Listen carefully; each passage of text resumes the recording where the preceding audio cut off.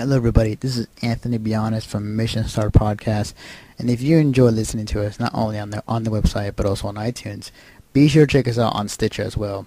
Stitcher is an iPhone, Android app, also on other smartphones. You can download for free, and also registration is for free too. It's an app that you can listen to any podcast that is on there without ever downloading a file. When you register with Stitcher, be sure to put in promo code Mission Start or Conover or both, and you get to automatically be entered into a $100 prize every month from Stitcher. So be sure to check us out, support us, and we'll support you guys.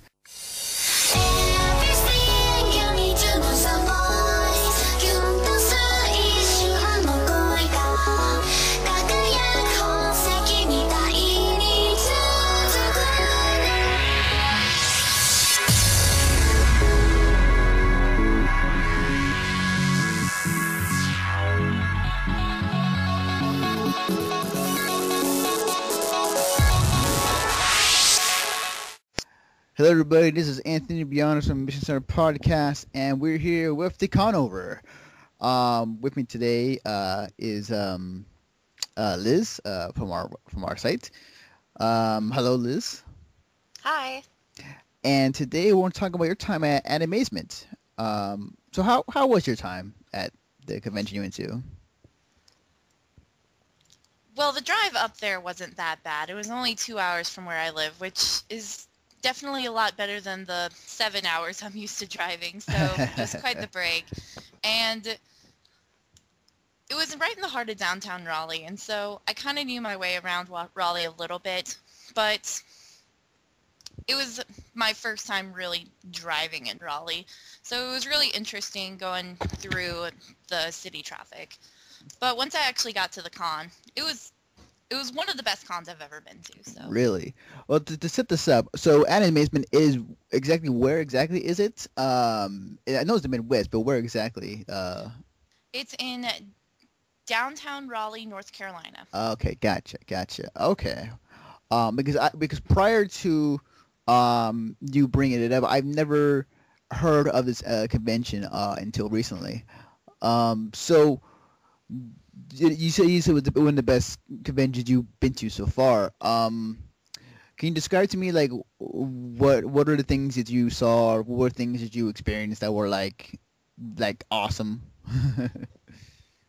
I think the main thing about it was just how nice the staff was, and the fact that overall the people were really nice and really outgoing and willing to go outside their normal social groups that they brought there, because a lot of the people there do live in the North Carolina, South Carolina, Virginia area, and so I was expecting a lot of like people staying to themselves, but like even people outside my normal fandoms I just ended up sitting around talking to people in between panels and photo shoots, so it was definitely a really good con for meeting people.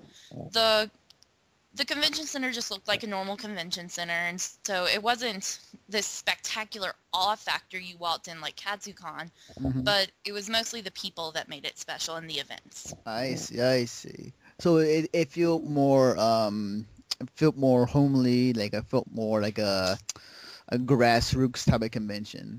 Yeah, definitely. Huh, cool. It's about a medium-sized con. They hit about 7,500 people this year, which was Nice. a record high. Nice. And so, that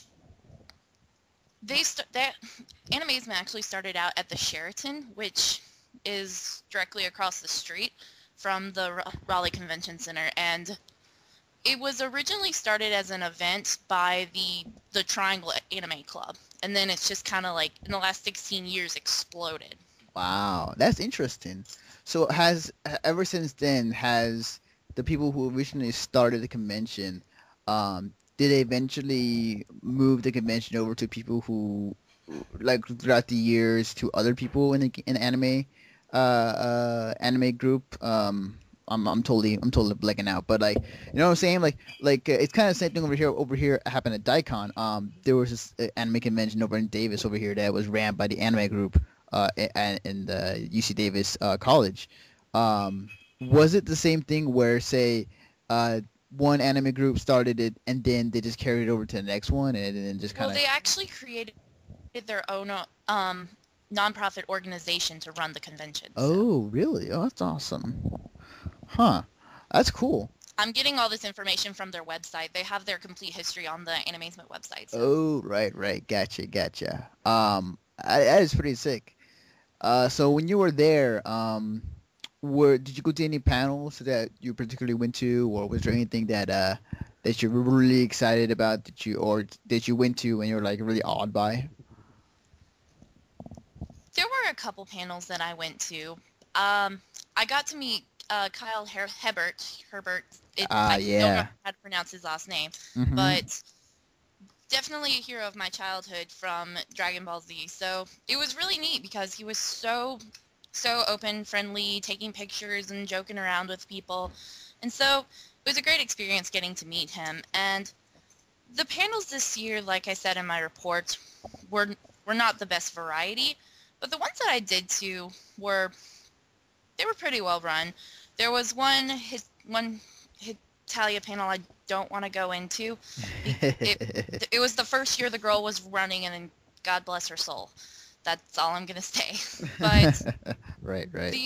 there was the Laugh Out Loud group from Georgia that they always invite back every year. It's become an Animazement tradition, and I loved seeing their show. I didn't get to go to the regular show, but I saw the After Dark show, and as soon as you walked into the door, they shut the door when the last person was in and said that, okay, no videos, very little pictures, and you're not allowed to say what goes outside of this room. And Really? So because it's always, they said it was a special treat for their fans. I see. So basically, and you can't say anything about that in this podcast, right? I can definitely say some pretty inappropriate jokes that I can't say over the podcast were said. Not Wow. sure what kind of audience we're bringing in, so Wow, that is a first. keep it PG. That is a first. A panel that has an embargo on the entire presentation. Wow, I've never heard that, but it's awesome. I'll just say, if you ever get the chance to meet them and go to their panel, I highly recommend it because they're hysterical. It was a whole improv show, is what it was. Wow, cool. Okay, okay, awesome. Now you said you talked and met with Kyle Herbert, or however you say his last name. He's a cool dude. I met him and talked to him. He's a really cool dude, really down to earth. He's really awesome. I can't say more nice things about him. The cosplays that were happening there, was there any particular theme that was more dominant than the other, or was it like a mixed bag of just kind of whatever you saw? It definitely was very mixed. Most people did like anime and video games, though, because the entire convention's theme, and it says in their mission statement, is to promote Japanese culture. And so that's why they don't have any panels that are not Japanese culture and anime related. Because there was actually a huge controversy about that, and a lot of people were upset. But Hmm. honestly, I understand. Because if the entire convention's mission statement says that, and nothing you do, no matter how much you whine, is gonna make it different. So, Right, but right. I hear you. so definitely mostly anime and video game cosplays. There, of course, there's always the steampunk cosplays. There was a lot of Lolitas this year. Hmm. I was pleasantly surprised. There were a lot of really pretty Lolitas, and of course, there's always the Homestucks that come. Mm-hmm. And there was actually a person dressed as Psy, and he ran around the convention center doing Gangnam Style the whole time.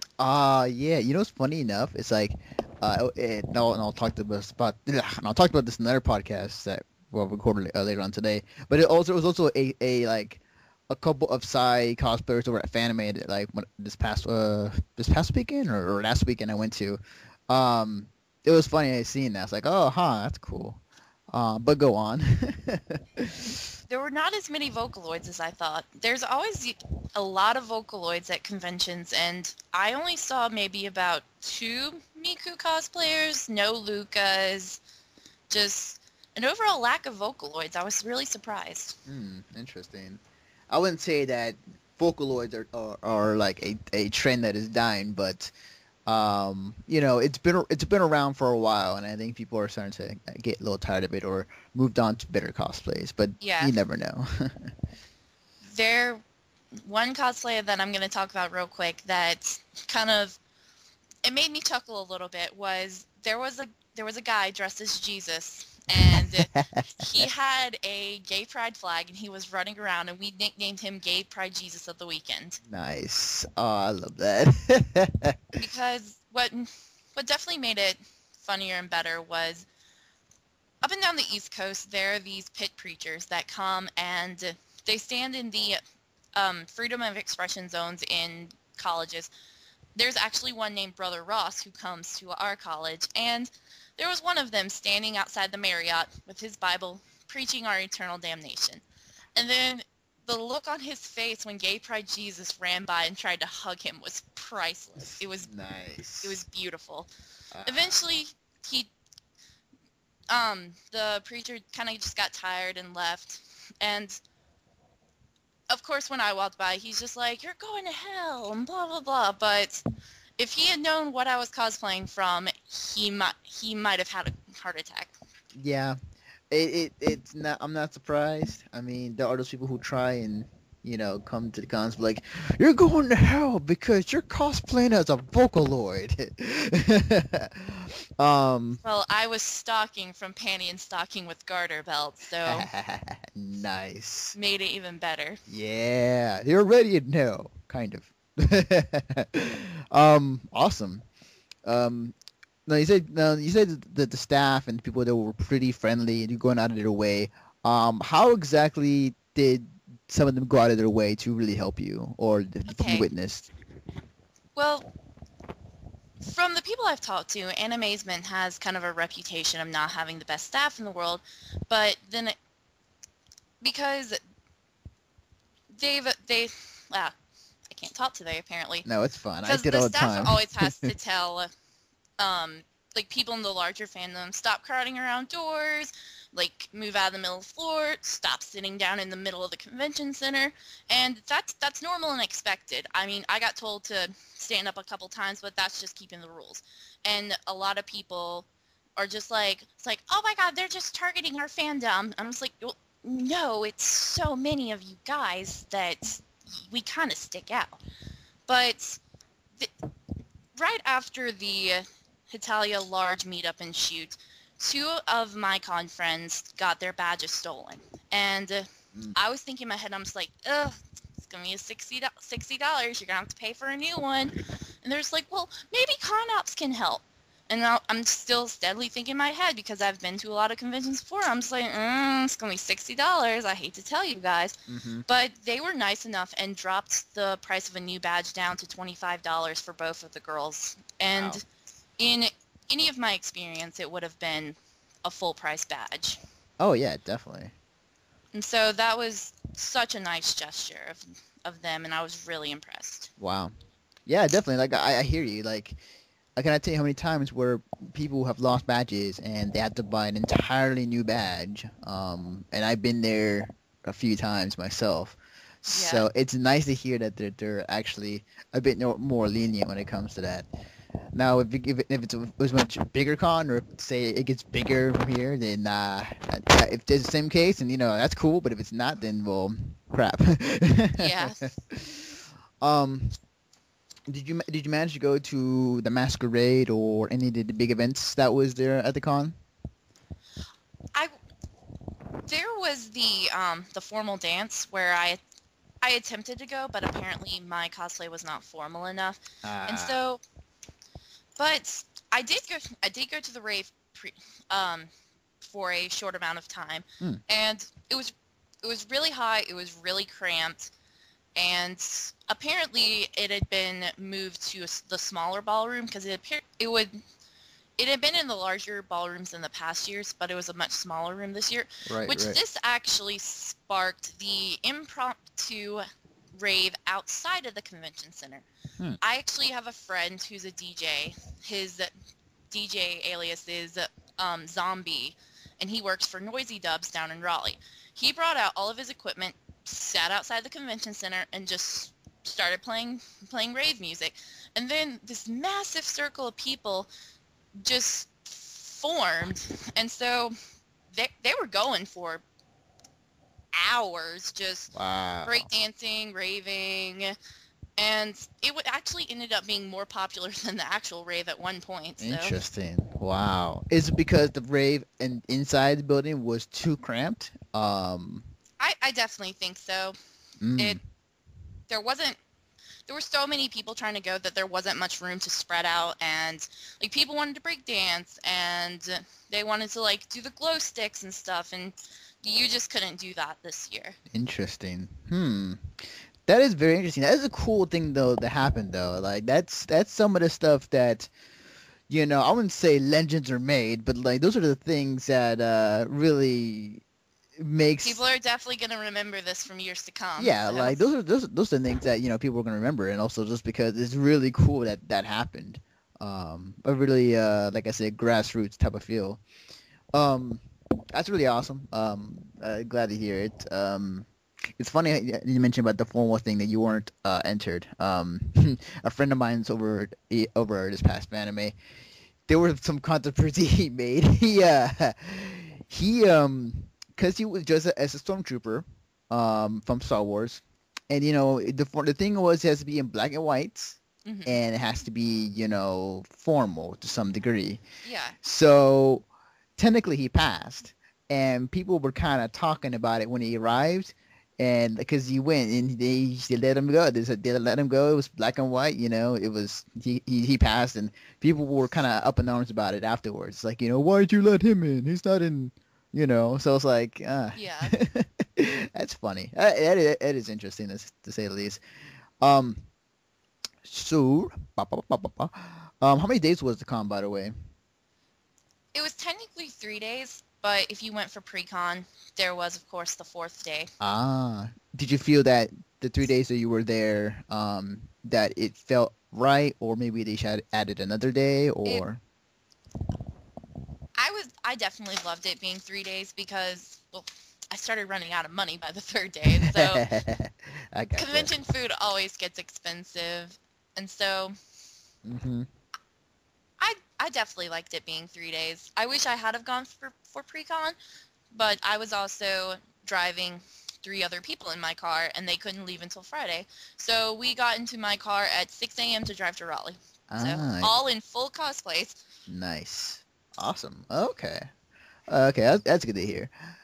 Um, let's see what else. Was there any particular moment, or was there anything that happened in front of you that particularly stood out that you will remember this for at least a good 4 to 5 months? Well, I definitely have to say when there was a guy there was a guy who drove up to the con who this was another person. He was just in a suit and the sunglasses. He wasn't in actual Psy cosplay, but he drove up in this really nice black car, jumped on top of his car, blasted Gangnam Style with all the doors open, and we all just formed like a circle around him, all doing Gangnam Style, and Jesus hopped on top of his car with him. Nice. Oh wow, you just straight just randomly just straight up did that? Yeah, it was crazy. One minute I was talking to one of my friends, and then the next minute I heard music and turned around, and this was forming. Wow. Only at And anime then there was the impromptu rave, of course. I'll definitely remember that. only at anime conventions. Oh, yeah, only at cons. That's so awesome. Wow. Um looking back, was there any looking back, there's been a lot of positive feedback from what you're saying. Was there anything that you wish that the convention could have fixed or done better? I was lucky enough to have a press badge, so I could go in with my cameras, but anyone who had an SLR, a camera bag, detachable lenses, video cameras, things like that were not allowed onto the convention floor because Really? there had been a mix-up with security, from what I'm hearing, and they had because they didn't want like major news companies and stuff coming in and people videotaping, and they're trying to keep out the photographers who come with like the 6 umbrellas and just set up in the middle of the convention floor. They were trying to keep that to a minimum, but communication got lost along the way, and no SLRs were allowed, which Huh. I of course didn't figure that. I was wondering why he was stopping people when I flat out had my equipment around my neck, and I was flashing my badge going past, and I'm just like, why am I being let through? And finally figured it out on Sunday, but Wow. So they were not allowing many people to bring cameras to take pictures? like if you had a small point and shoot camera or a cell phone, that was fine, Mm-hmm. but anything bigger than a point and shoot wasn't allowed. Wow. That is interesting. Is there any particular reason for it, or is it just because they want to keep it as pure as experience as possible? I I think it's definitely, like I said before, to try keep the photographers who bring the giant equipment and just set up in the middle of the floor, trying to keep that to a minimum. And like a lot of major news companies usually try to come in without press badges, and so I think trying to keep that away as well. But communication definitely got lost along the way. Interesting. Was there anything else that you would like to see fixed or maybe implement better for next convention? Move, moving the rave back to the larger ballroom would definitely help and promote more people to come, because once word got around to the con that the rave was really cramped, a lot of people kind of shied away, or like a lot of people left the rave. And I mean, of course, it was still packed. A ton of people still went, but it definitely kept a lot of people from going in. So, Interesting. Okay, that's okay. and I have a couple friends who were doing panels, Mm-hmm. and they didn't get the notification that their panel had been accepted and what time it was until the week before the convention. And Mm. so they had no clue if panels were going to be overlapping, what time to schedule photo shoots, any of those things. Okay. And when you're dealing with a major fandom and a panel is at the same time as the big large photo shoot, you can't move the major photo shoot Mm-hmm. because hundreds of people have already been organized. Right, So, right. so I felt really bad for one of my friends who was running the Hitali panel on, I think it was Saturday or Sunday, I can't remember which day, but not as many people came because they were at the photo shoot. I see. So it was a lack of communication between the convention organizers and the people who were running the panels, and just happened to do it at the last minute. Yeah, Mm. definitely. Okay. Yeah, that is a legitimate concern that I think many people who do run panels run into, and you can't really say like, oh, you should be prepared prior, because like whether the panel was a go or not was like up in the air for many people. Yeah. Okay. Um. Okay, I'm trying to think what else I'm trying to ask. Um, Overall, your experience, and you've already written the review, and you can go check that out on our website at ministerpodcast.com in our con review area. Overall, what are your thoughts about the convention, and are you wanting to come back for next year? Oh, I'll definitely come back. I some of the some of the closest people I and con friends I've made are at that convention right now. I came back with so many phone numbers, and it was a great experience, and I got there were a lot of really nice shooting areas outside the main convention area. Like there was Mamandi Hall and Memorial Auditorium. There were many fountains. There was the courthouse, and so it definitely gave a lot of really neat shooting opportunities because I do private shoots as well. Mm-hmm. And so I definitely love that. I love the people. I definitely think I'm gonna. I actually talked with some people, and we're trying to run a panel next year. Hopefully, the communication with panels will be better, and so we, can kind of get it off the air, and there won't be as much um, drama. Let's just say with panels. Right, right. I hear you. Okay. It's glad to hear.